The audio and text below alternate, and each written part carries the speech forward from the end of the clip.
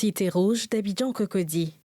Hôte des étudiants occupant légalement des chambres, le ministre de l'Intérieur et de la Sécurité, Vagondo Diomandé, venu s'imprégner de la portée du dispositif sécuritaire déployé dans la foulée des décisions gouvernementales portant assainissement des résidences universitaires.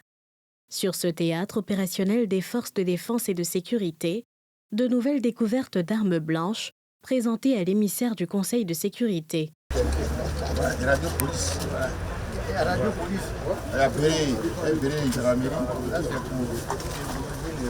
De là, cap est mis sur la cité Mermoz.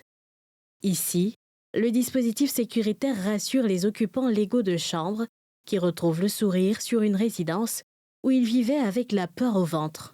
L'avenir de la Côte d'Ivoire, c'est vous les jeunes. Il faut que vous soyez bien formés dans la paix et la sécurité. Voilà. En tout cas, n'hésitez pas à nous dire si quelque chose doit être amélioré, mais il faut le dire. D'accord? Voilà.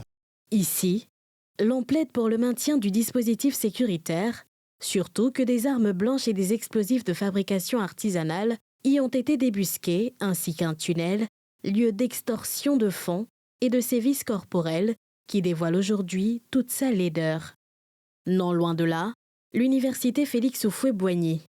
Même découverte insolite, bouleversante, d'un sous-sol dédié au traitement humiliant et dégradant en plein campus. Ici, tous retrouvent sourire et espoir. Même état d'esprit à la cité universitaire d'Abobo. Ici également, la cité rénovée a fait peau neuve après le départ des occupants illégaux et des commerces anarchiques qui y avaient pignon sur rue. À la satisfaction de l'hôte du jour, non sans pincement au cœur. Je suis heureux de constater que tout le monde travaille dans une ambiance de paix et de sécurité, mais surtout la satisfaction que j'ai notée auprès de tous les usagers, tant les étudiants que le personnel d'encadrement de façon globale. Malheureusement, nous avons quand même constaté, je dirais de visu, tous les dégâts qui ont été commis par nos enfants à travers les associations estudiantines qui en fait devraient être des partenaires de l'État pour permettre à l'État d'orienter les décisions, les bonnes décisions qui peuvent mettre tout le monde à l'aise dans le milieu universitaire, mais essentiellement les étudiants.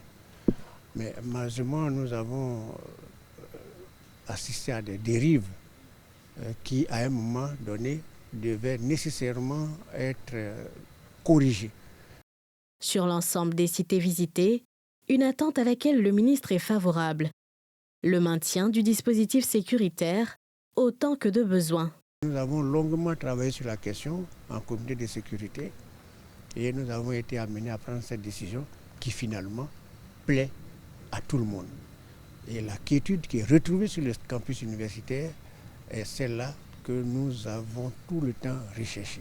La pluie qui s'est mêlée de la partie n'a pas, faut-il le souligner, perturbé l'inspection du dispositif sécuritaire qui reste de mise pour éloigner des résidences universitaires, tout non ayant droit.